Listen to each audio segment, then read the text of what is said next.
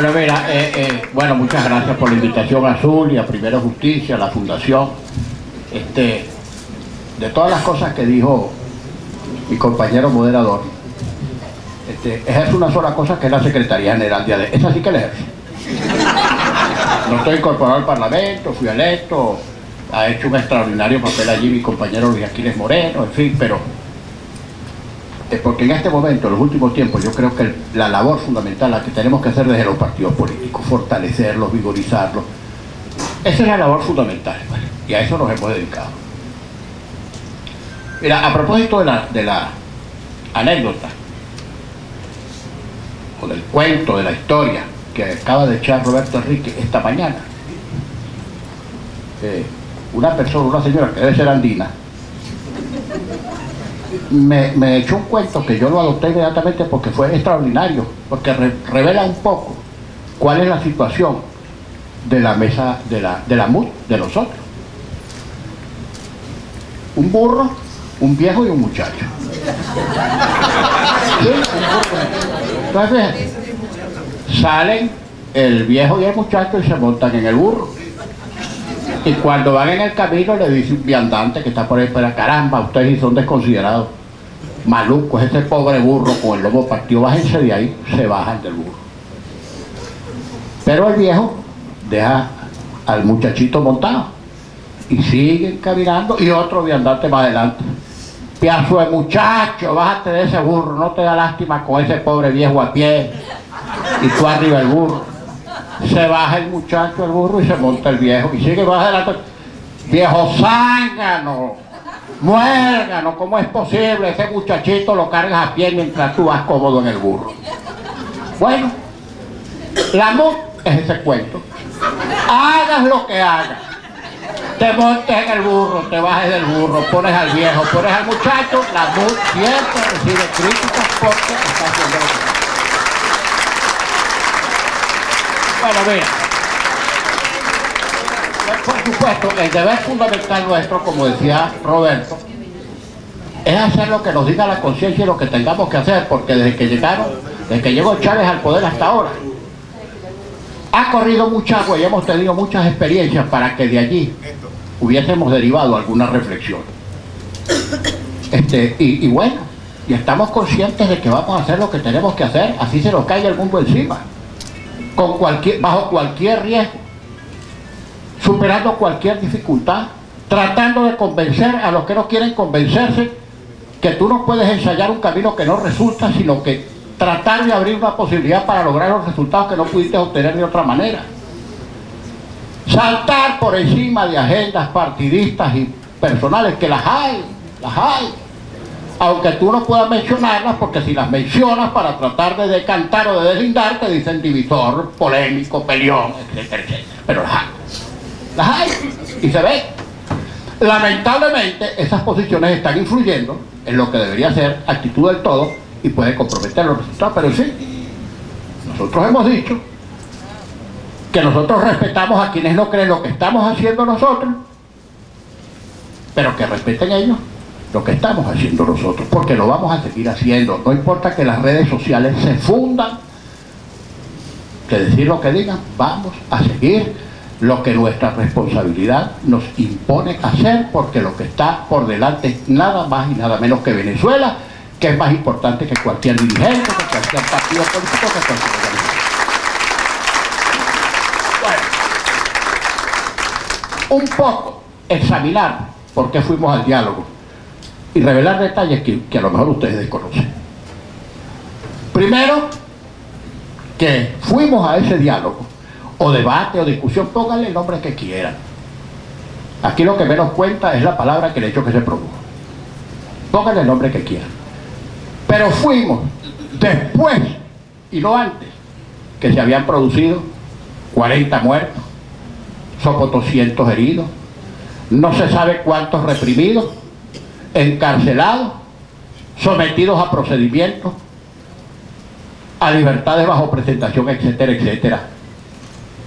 Después que se produjo todo eso y que no vimos por ninguna parte para dónde iba a salir eso, fue cuando nosotros dijimos: bueno, vamos a dialogar a ver qué pasa, porque tú no te puedes cerrar las puertas. Tú no puedes decir por aquí no voy porque simplemente no voy, porque a priorísticamente dice esto no tiene resultado bueno. Tantea, ensaya, trata de hacerlo a ver si logras la solución que no has logrado por otra vía.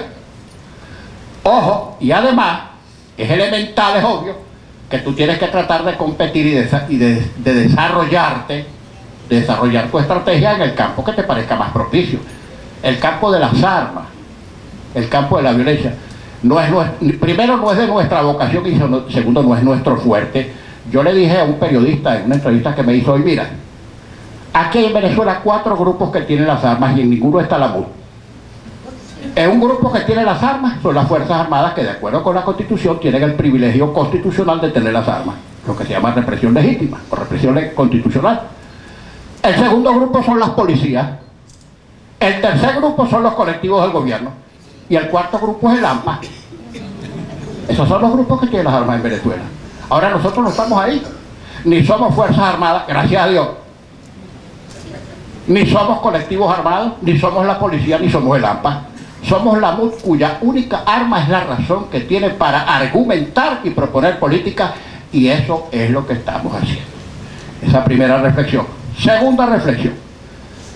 Es que nosotros somos lo suficientemente gafos o bobos para zumbarnos y proponer un diálogo porque se nos ocurrió un buen día, para adelantar una tratativa con un gobierno con el que queremos hacer transacciones inconfesables. ¿No se han dado cuenta de que el nuncio ha estado presente en todas las reuniones? ¿Y por qué el Vaticano se metió? Porque es inocente. Mira, si hay una institución avispada es la Santa Madre Iglesia. Tiene 2000 años demostrando, serpenteando y sobreviviendo a dictaduras, guerras mundiales, monarcas, príncipes, épocas y etapas. La única democracia absolutista, incólume e intacta a través de más de 2000 años de historia. Por algo será. No puede ser por falta de luces. Y ustedes no se dieron cuenta que lo primero que hizo Aveledo cuando comenzamos el diálogo con el gobierno fue leer una carta del Papa. ¿Será que el Papa Francisco lo sorprendieron en su buena fe? ¿Será que la MUD engañó a Francisco? El diálogo empieza con una carta de... Ahora, los babiecos que andan por ahí, si no entienden por qué está metido el Papa y por qué está metido en el diálogo Ban Ki-moon, que es el secretario general de las Naciones Unidas, y por qué está la Comunidad Europea de Naciones, no 4 diputados extremistas locos, la Comunidad Europea de Naciones, vale, la OEA, UNASUR, ese gentío empujando el diálogo. ¿Por qué? Porque la MUD nos engañó. Entonces tendremos que ser unos genios y nos tienen que dar entonces el privilegio o el cognomento de genios de la política universal, la MUD. Estamos ahí porque factores nacionales e internacionales que están pensando en los problemas que puede tener Venezuela están instando el diálogo y están echando el resto y han presionado al gobierno para que el gobierno se siente con la oposición a conversar y a dialogar, y es lo que estamos haciendo.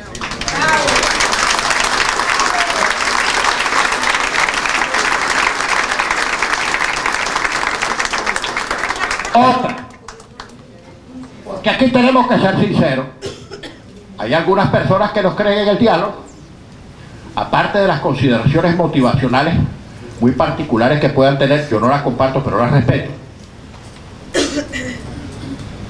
que antes de ir al diálogo o a criticarlo o a rechazarlo, se reunieron 2 veces con los cancilleres de UNASUR, toditos se reunieron con los cancilleres de UNASUR, contra los cuales algunos de sus compartidarios estaban manifestando frente al Hotel Meliá. Ahí estaban toditos, no faltó ni un solo partido. Todos los partidos, déjame mencionar que ahí estaban también los partidos que no están de acuerdo con que nosotros estemos dialogando con el gobierno, porque en las 2 reuniones estaban BP, ABP y Proyecto Venezuela. En algo mucho menos importante que el diálogo, que fue la reunión con los cancilleres de UNASUR. 2 veces. Pero antes de eso, todos los alcaldes y todos los gobernadores de todas las organizaciones políticas fueron a Miraflores a hablar. Todos sin excepción. Cada uno, por cierto, lo hicieron muy bien, muy dignamente. Entonces es por lo menos insincero que el diálogo es bueno cuando a ti te conviene y cuando tú lo ejerces, y es abominable y es criticable cuando lo hace el otro. Bien, pero por encima de estas cosas yo les quiero decir que nosotros también tuvimos muchas dudas, porque por muy político que pueda ser uno y por mucho que uno trate de razonar fríamente, uno también tiene piel. Unos tenemos la piel más dura que otros. Unos aguantamos un tanto más ventadas de madres que otros. Ciertamente, pero a todos nos afectan las agresiones, sobre todo cuando son injustas. Cuando hay observaciones que te permitan a ti rectificar, bienvenida, pero el maltrato sistemático, esa abominación, ese desprecio, ese prejuicio visceral, patológico que tiene mucha gente.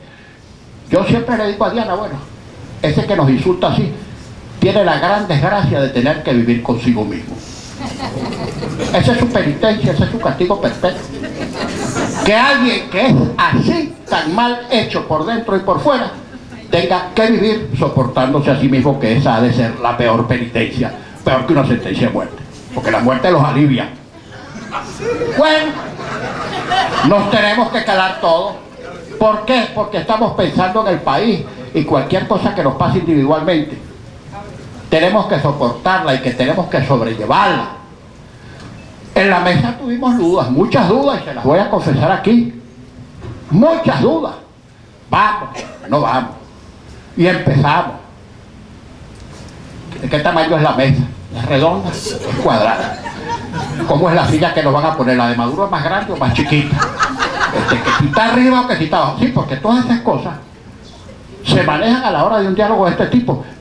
Para sentarse los americanos y los vietnamitas, al fin se les ocurrió que era una mesa redonda, para que no diera la imagen de enfrentamiento y para que nadie presidiera, porque como la mesa tiene dos puntas, si es rectangular, bueno, detalles como esos que para alguna gente pueden aparecer nimios e intrascendentes, a la hora de un evento como ese son muy importantes.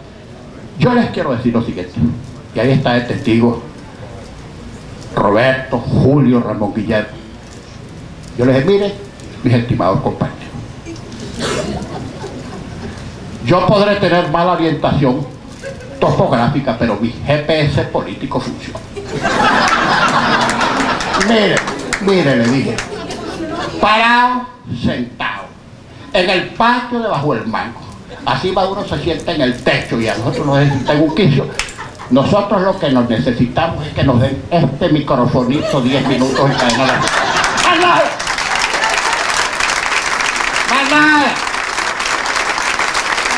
¡Más nada! Bueno. Y el gobierno, además, el gobierno no lo hizo ni porque se siente seguro ni porque nosotros somos simpáticos. Nos entrega el micrófono porque el gobierno está atravesando una crujía económica, social y política. Por cierto, compañero Miguel Pizarro, que estaba ahorita en la reunión de la... Adelante, Miguel. Mira, ha hecho una gran labor, Miguel, ¿sabe? Una gran labor en el movimiento estudiantil y en todas las actividades de la mesa. Gracias, Miguel.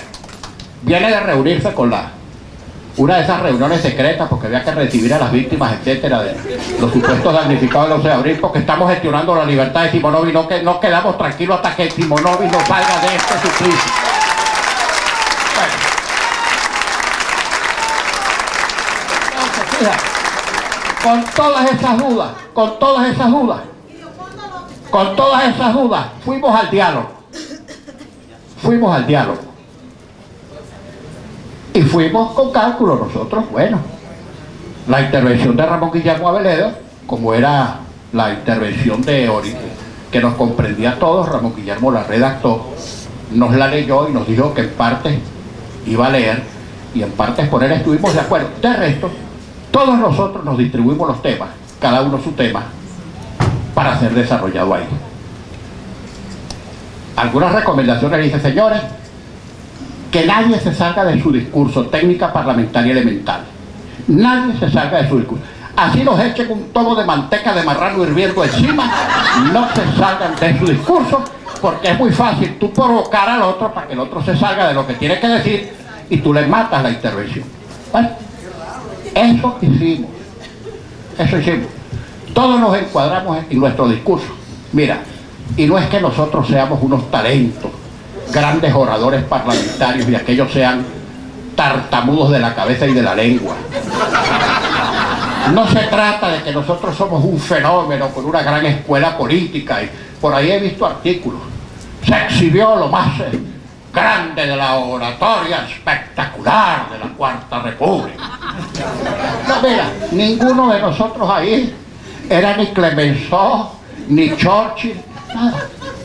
Teníamos un arma más poderosa que la más grande de las bombas atómicas, era que teníamos la razón, tenemos la razón, y contra la razón no se puede.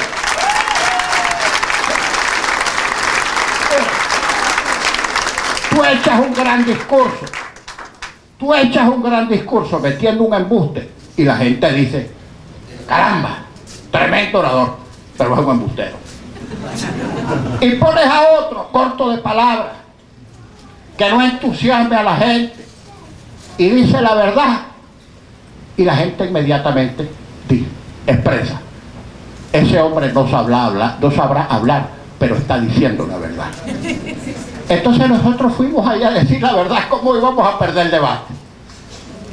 No podíamos perder el debate porque llevábamos una artillería de verdades que ni siquiera necesitaban ser comprobadas, sino meramente citadas, porque forman parte de la cotidianidad de que cada venezolano padece todos los días, sea chavista, blanco, verde, amarillo, rojo, azul, o no tenga partido político alguno.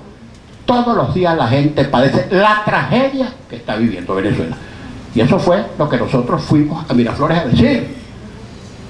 Y el gobierno lo tuvo que escuchar. Ahora, el más recalcitrante de los enemigos de la MUT y del diálogo reconoce que tuvimos una presentación absolutamente impecable. Aparecimos como ordenados, muy respetuosos, porque mira, la urbanidad no es solo política. La urbanidad política suele ser el trasunto de la urbanidad doméstica y personal. El que es patán en privado es patán en público, y es patán en política, y es patán jugando dominó, y es patán en su casa con su familia. Nosotros tenemos urbanidad porque haber dicho las cosas con procacidad o con irrespeto no le daba más fuerza a nuestro discurso. A nuestro discurso le dio fuerza la razón. Fíjense, otro detalle. Bueno, no les quiero decir, cuando nosotros salimos, porque decimos, bueno, vamos a salir todos ordenadamente, nos reunimos todos en ADE, nos montamos en una furgoneta todos y llegamos a Miraflores. Lo primero que había hecho el gobierno era decir, contra lo que habíamos acordado, que el diálogo era a las 5 de la tarde, ahora las comiquitas, a la hora que poca gente de televisión. Entonces cuando vimos aquello, nosotros vamos a llegar a las 6:30 para empezar a las 7, porque el convenio fue horario nocturno y cadena.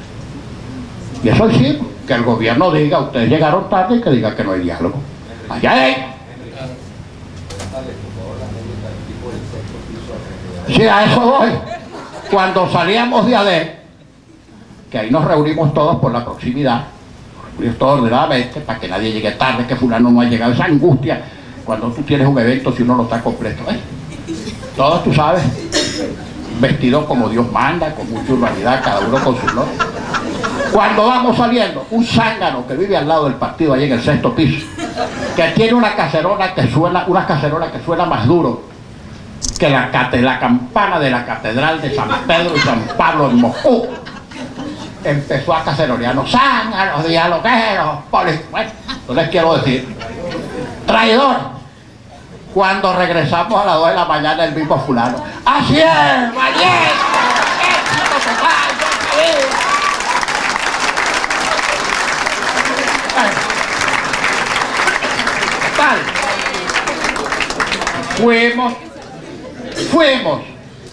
fuimos a una reunión a aprovechar una oportunidad que no se nos había presentado en 15 años, porque los invisibilizados éramos los de la oposición.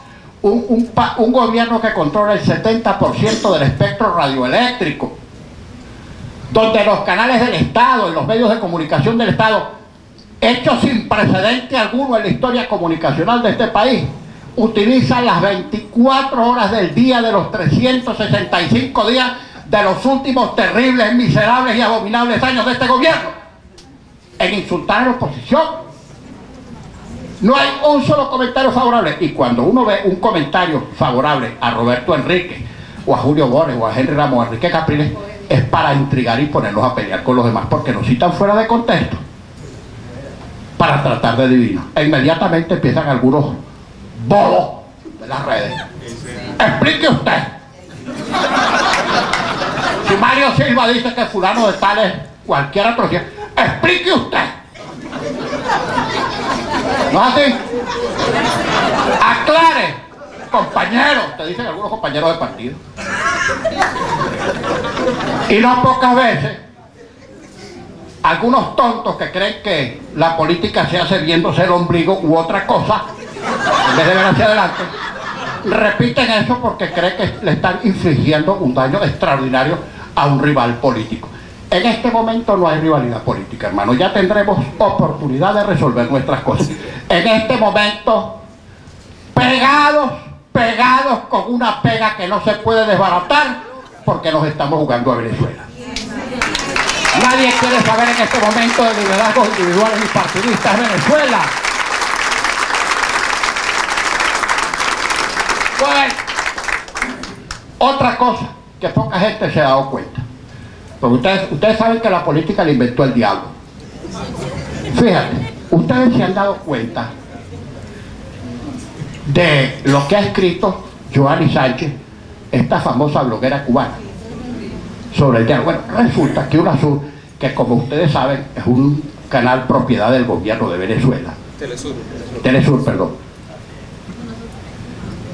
transmitió en vivo todo el debate en Cuba. ¿Será que el G2 cubano, que es el servicio de inteligencia más avispado y eficiente del mundo, que se pasea a la CIA, a la célebre Stasi, a la KGB, será que al G2 cubano durante 5 horas y media se le fue un rolling entre las piernas y no se dio cuenta?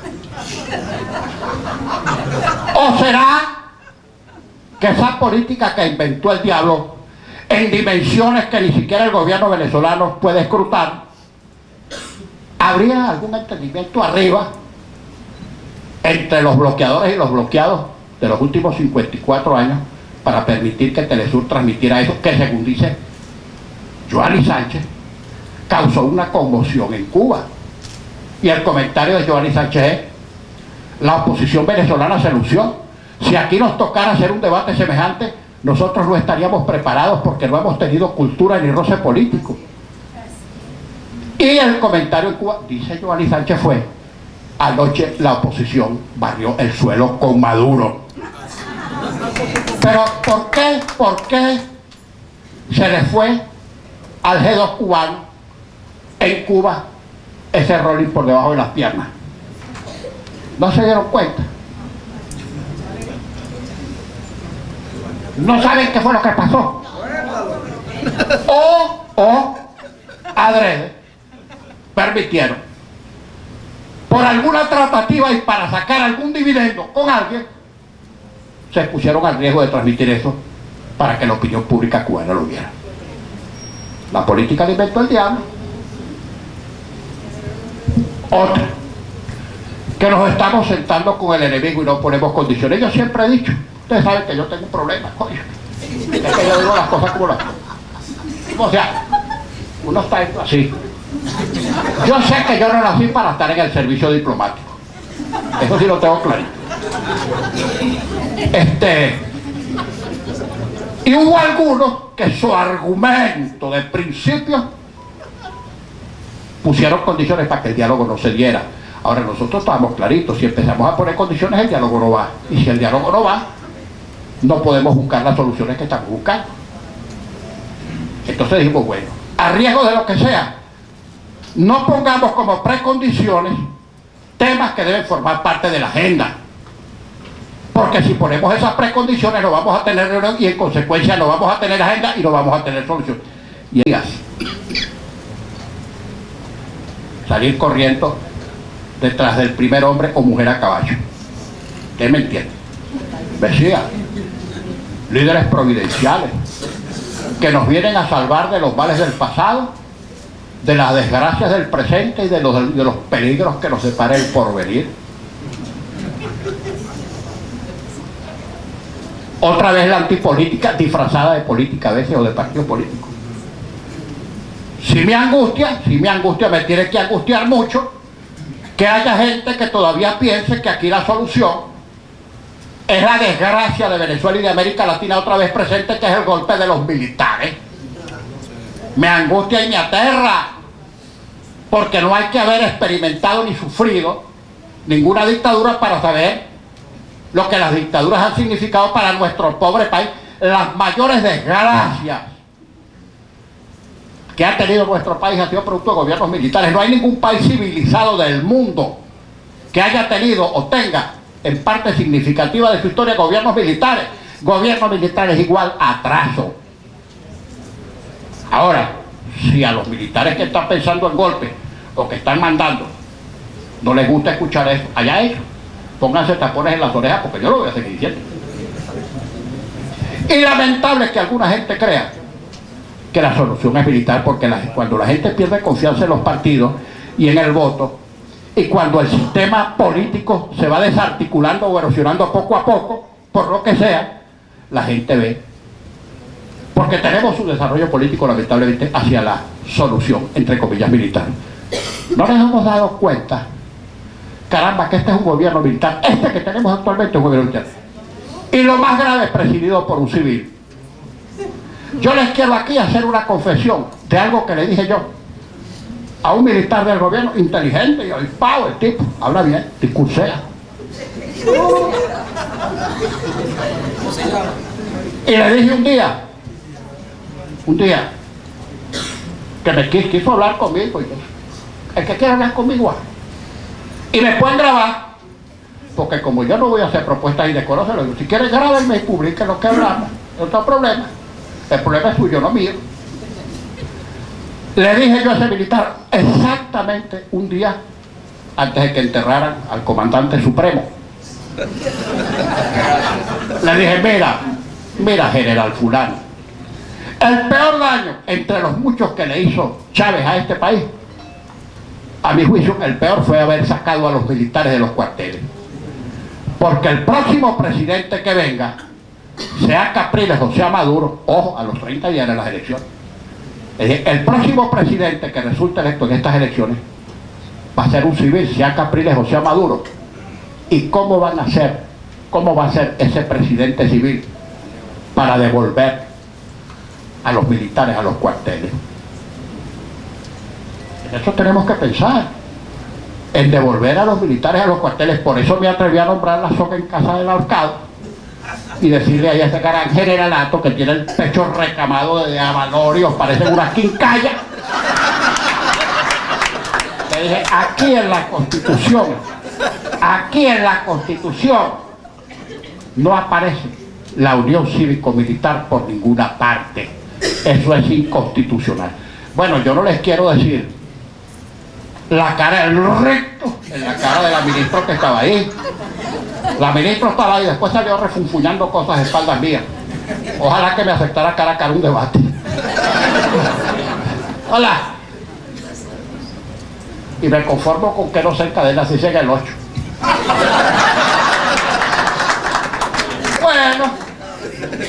Bueno, al día, fíjense cómo les pegó. Esas son las observaciones que al día siguiente, el lema del desfile cívico-militar, ustedes se acuerdan cuál fue el lema, ¿no? Y eso que llaman hashtag, ¿es que llaman? El hashtag fue Unión Cívico-Militar. Fíjate cómo les pegó. Y Nicolás Maduro, con la ley orgánica de las Fuerzas Armadas en la mano, para adelante y para atrás, tratando de ubicar ahí la Unión Cívico-Militar, que no existe ahí tampoco. Y si estuviera ahí, es igualmente inconstitucional, porque ninguna ley de rango inferior a la norma constitucional puede establecer nada que contravenga una institución constitucional.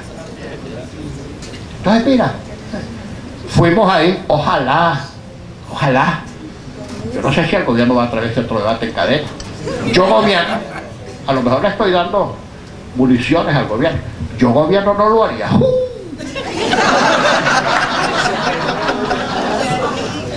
Es que ellos saben cómo salieron. Ellos saben cómo salieron de ese debate. Y las bases chavistas, con quienes logramos por primera vez comunicarnos en algo, oye, sintieron la diferencia. Pero chicos, esta gente está diciendo cosas, estos no son ningunos nazifascistas, y estos no son ningunos agentes del imperio, estos son venezolanos de carne y hueso como nosotros. Oye, les tienen razón en lo que están diciendo. Y vean las encuestas. Para los que siguen infamando, el 82% de los venezolanos, digamos, entre el 82 y el 87, tomemos una media de 84, quería diálogo.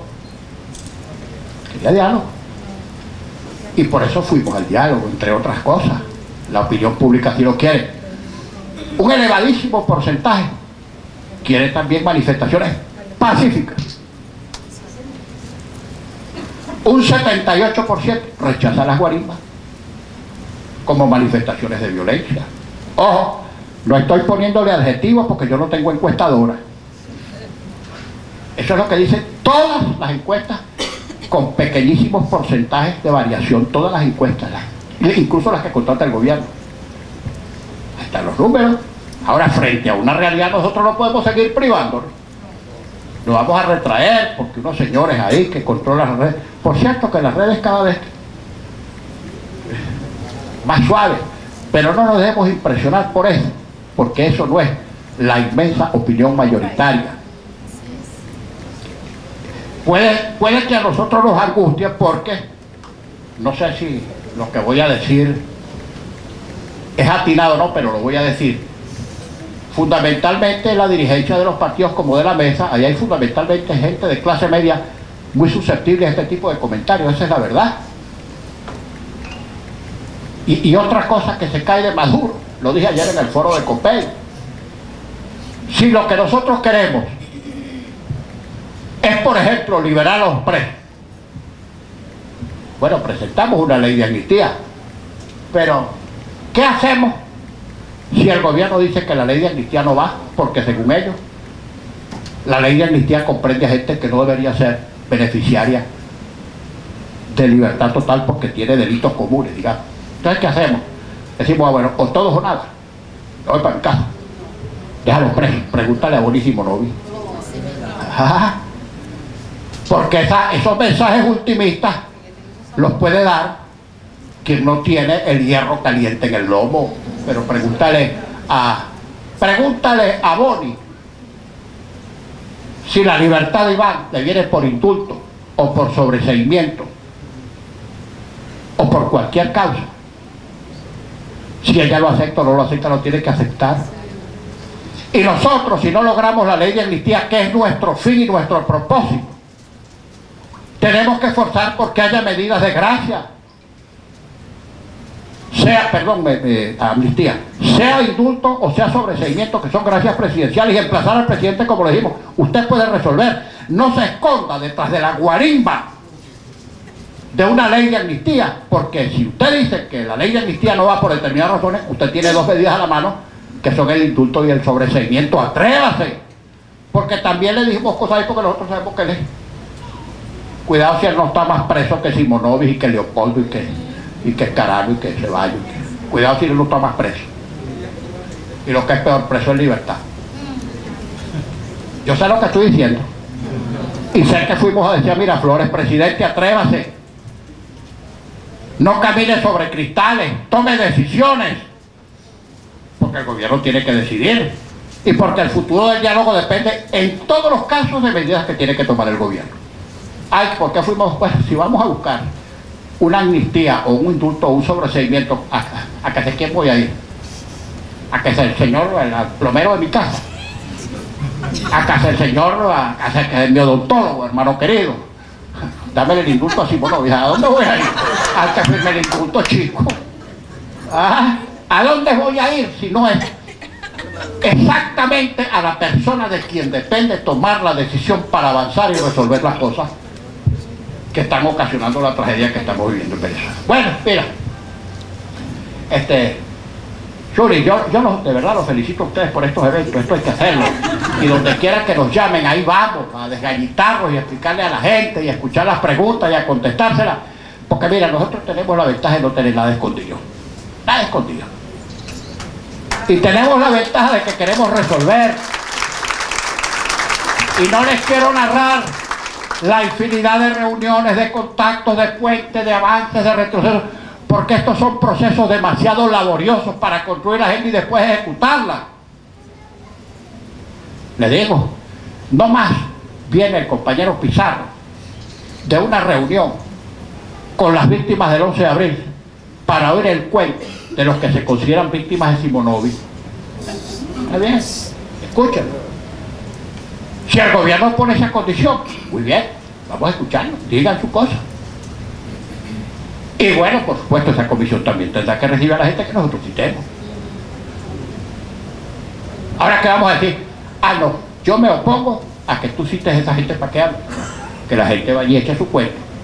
Porque sí, lo que nos estamos proponiendo es lograr la libertad de quienes a nuestro juicio están muertos en vida, condenados a penas infames por delitos que no cometieron. Lo que tengamos que hacer y que esté a nuestro alcance lo vamos a hacer, porque queremos que esa gente, si ya perdió un tiempo precioso de su vida metidos en esos pudrideros sin razón alguna, por lo menos que recuperen su libertad y puedan volver a su familia. Tenemos que hacer lo que sea y lo